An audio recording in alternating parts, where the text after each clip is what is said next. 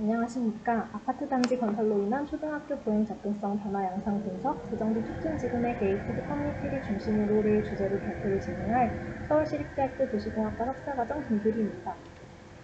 본 연구는 총 5장으로 구성되어 있습니다. 서론입니다. 연구의 배경입니다. 지난 50여 년 동안 아파트 단지는 기존 주거지의 정비 방안으로서 빈번하게 활용되고 있는데요.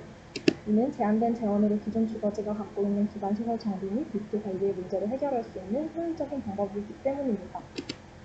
하지만 아파트 단지는 기존 주거지의 도시 조직을 무시하고 폐쇄적인 주거 환경을 구성하여 주거 공동체에 부정적인 영향을 주는 것이 지적되어 왔습니다. 최근 신설되는 대부분의 아파트 단지 또한 외부 차량과 외부인의 진입을 통제하며 부패적인 형태를 띠고 있습니다. 그렇다면 이러한 폐쇄적인 아파트 단지가 저층 주거지 내에 건설된다면 어떤 물리적 변화가 있으며 주변 지역의 거주민의 보행 접근성은 어떻게 변화할 것인가를 연구 질문으로 하여 본 연구를 진행하게 되었습니다. 현재 국내에서는 주거지형 재정비 촉진지구를 지정하여 적극적으로 아파트 단지를 공급하고 있습니다. 재정비 촉진지구는 노후 저층 주거지 중에서도 개발 시 공공성과 지역 간 불균형 및 주민들의 삶의 질 개선을 목적으로 하고 있기 때문에 아파트 단지 건설이 주변 지역 거주민에 미치는 영향을 고려해야 할 필요가 있습니다. 따라서 본 연구에서는 재정비 촉진지구를 대상으로 아파트 단지 건설에 따른 초등학교 보행 접근성의 변화 양상을 분석하는 것을 목적으로 합니다. 연구의 범위 및 내용입니다. 본 연구의 분담적 범위는 서울시 3개의 주거지형 재정비 촉진지구 내 6개 아파트 단지를 대상으로 보행 접근성 분석을 할 예정입니다. 중심 시설이 되는 것은 아파트 단지와 가장 가까운 초등학교입니다. 그리고 아파트 단지 건설 이전인 2012년과 이후인 2020년을 비교 분석합니다. 오른쪽은 연구 내용을 도식화한 것입니다. 2장에서는 이론적 고찰 및 선행 연구 검토를 하고 3장에서는 대상지구를 선정하여 게이티드 커뮤니티 요소를 도출하고 아파트 단지를 평가합니다. 4장에서는 보행 접근성 변화 분석을 하기 위하여 데이터를 구축하고 아파트 단지 건설 전후의 계절적 변화를 살펴보며 보행 네트워크 분석을 실시합니다. 이를 바탕으로 5장에서 결론을 도출합니다. 이론적 고찰 및 선행 연구 검토입니다. 본 연구의 대상인 재정비 촉진지구는 도시의 낙후된 지역에 대한 주거 환경의 개선, 기반시설의 확충 및 도시 기능의 회복을 강력적 계획적, 체계적으로 추진하기 위하여 지정되는 지구로 주거지형, 중심지형, 구미 복합형이 있습니다. 서울시내 재정비 촉진지구는 주거지형 22개, 중심지형 9개가 지정되어 있습니다.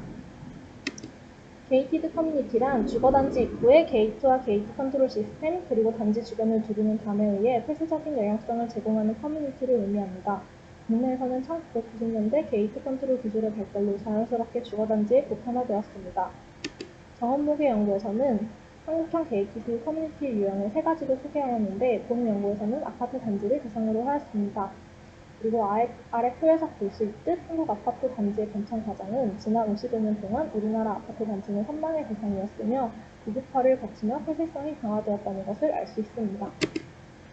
불림주거 1호는 1929년 페리에 의해 제안된 주거단지 계획 개념이며 페리는 초등학교를 중심으로 하여 반경 400m 규모로 계획되어야 한다는 등의 6가지 물리적 원칙도 제시하였습니다. 이러한 원칙이 아파트 지구 개발 기본 계획 수립에 관한 규정, 도시계획 시설의 결정 구조 및 설치 기준에 관한 규칙 등 국내 법령 제도에 차용되었기에 본 연구에서 초등학교를 주거 지역의 중심 시설로 설정하였습니다. 다음은 선행연구 검토입니다. 기존 연구를 살펴본 결과 크게 아파트 단지의 폐쇄성을 고찰하고 아파트 단지 건설로 인한 주변 지역의 물리적, 비물리적 변화를 분석하고자 하는 경향을 보였습니다. 그러나 아파트 단지의 건설로 인한 영향을 주변 지역 거주민의 관점에서 보고자 하는 연구는 상대적으로 미흡한 편이었습니다. 따라서 본 연구에서는 노후 저층 주거지의 특성이 있는 재정비 촉진 지구를 대상으로 초등학교 보행 접근성의 변화를 분석하여 아파트 단지 건설이 주변 지역 거주민의 보행에 미치는 영향을 밝히는 것을 목적으로 합니다. 아파트 단지 게이티드 커뮤니티 평가입니다. 우선 서울시 주거지형 재정비 촉진지구의 사업 단계별 현황을 파악하여 저층 주거지 내 아파트 단지로 건설된 대상지를 선정하기 위해 모든 구역 사업이 완료되었거나 하나도 완료되지 않은 지구를 제외하였고 나머지 12개의 지구를 대상으로 2012년과 2020년의 도로 중심선을 비교 검토하였습니다. 자료의 정확성과 충실성을 바탕으로 연구자가 임의로 장위, 부가현, 전면 각식 및 3개의 재정비 촉진 지구를 선정하였습니다. 분석 대상 아파트 단지는 아래 표와 같습니다. 아파트 단지 평가에 앞서 선행연구를 통해 게이티드 커뮤니티 요소를 도출하였습니다. 선행연구에서 언급된 게이티드 커뮤니티 요소를 외부인을 통제하는 방법에 따라 분류하였습니다. 요소 중 아파트 단지에 적용할 수 있으며 물리적으로 관찰 가능한 요소를 선정하여 아파트 단지의 게이티드 커뮤니티 평가에 활용하였습니다. 앞서 제출한 요소를 이용하여 장위, 부가형, 전동 답심리 재정비 촉진 지구 내 6개 아파트 단지가 게이티드 커뮤니티인지 평가하였습니다. 기본적으로 현장 조사를 통해 자료를 수집하였으며 건설사 홈페이지, 입주자 블로그 게시물 등을 참고하였습니다. 장위 재정비 촉진 지구의 경우 담장으로 모든 면이 둘러싸여 있는 단지는 없었으며 다른 지구에 비하여 보행자 출입구가 많았습니다. 부가형 재정비 촉진 지구의 경우 대부분의 면이 담장으로 둘러싸여 있었으며 심한 경사로 인해 형성된 단차로 진입하지 못하는 구간이 많았습니다. 전동 답심리 재정비 촉진 지구의 경우 모든 면이 담장으로 둘러싸여 있었으며 외부인 출입 금지 표지판과 함께 외부인이 촬영된 CCTV 사진이 부착되어 있었습니다. 소결입니다. 각 단지별로 뚜렷하게 차이나는 특징은 담장이었는데 장위 재정비 촉진 지구는 담장으로 모든 면이 둘러싸여 있지 않아 외부인의 통행이 개방적인 형태를 띠고 있는 것을 알 수 있었습니다. 반면 부가형과 전동 답심리의 경우 담장으로 둘러싸여 있으며 보행 출입구가 잘 조성되어 있지 않거나 감시 요소가 많아 게이티드 커뮤니티의 특징을 갖고 있었습니다. 다음은 초등학교 보행 접근성 변화 분석입니다. 데이터 구축 및 방법론입니다. 보행 접근성의 변화를 네트워크 분석 중 서비스 번역 분석으로 풀어낸 안영수의 연구 논문을 참고하여 본 연구에서 아파트 단지 건설 전후의 보행 접근성 변화를 서비스 번역 분석을 통하여 살펴보고자 하였습니다. 앞서 게이티드 커뮤니티의 평가 결과를 바탕으로 게이티드 커뮤니티가 아닌 아파트 단지 하나여 단지 내 보행률을 구축하였습니다. 이후 보행 접근성을 분석하였습니다. 결절점이란 네트워크 데이터셋을 구성하고 있는 요소 중 하나로 길을 연결하고 어떠한 길에서 다른 길로 이동할 수 있는 지점을 의미합니다. 세 개 지구 모두 건설 전보다 건설 이후에 시가지의 결절점이 없어지면서 지구 내 결절점 개수가 줄어들었습니다. 특히 부가현의 경우 26.35%로 가장 높은 감소율을 보였습니다. 다음은 보행 접근성 분석입니다.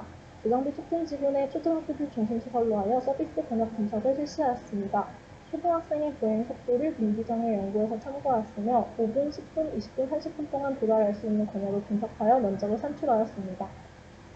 장위 재정비 촉진 지구는 2012년도에 비하여 2020년에 모든 권역에서 도달할 수 있는 면적이 감소하였습니다. 특히 10분 권역의 대상 아파트 단지가 모두 위치하고 있었기 때문에 마이너스 2.24%의 큰 변화율을 보이고 있습니다. 부가형 재정비 촉진 지구의 경우 세계 대상 지구 중 아파트 단지 건설로 인해 보행 접근성이 가장 크게 감소하였습니다. 모든 권역에서 큰 감소세를 보이고 있으며 특히 5분, 10분 권역이 각각 마이너스 30.05%, 마이너스 30.13%로 비교적 큰 폭의 변화율을 보이고 있습니다. 이는 두 개의 아파트 단지가 초등학교를 둘러싸면서 건설되었기 때문입니다. 전동 답심리 지구의 경우 장위와 부가현의 경우와는 달리 모든 권역에서 보행 접근성이 저하되지는 않았습니다. 대상 아파트 단지가 10분 권역 내에 위치하고 있어 10분, 20분 권역에서만 면적이 감소하는 것을 볼 수 있었으며 감소 폭도 다른 두 지역에 비해서 크지 않았습니다. 이는 지구 내 대상 아파트 단지가 하나이며 대지 면적이 크지 않아 보행 접근성에 미치는 영향이 다소 작았을 것이기 때문입니다. 결론입니다. 장위와 부가형 지구는 모든 권역에서 면적이 감소하였지만 권역별 평균 면적 변화는 장위가 약 마이너스 6.54%, 부가현이 약 마이너스 24.41%로 부가형 재정비 촉진 지구에서의 보행 접근성이 장위에 비해 4배가량 폭으로 감소하였습니다.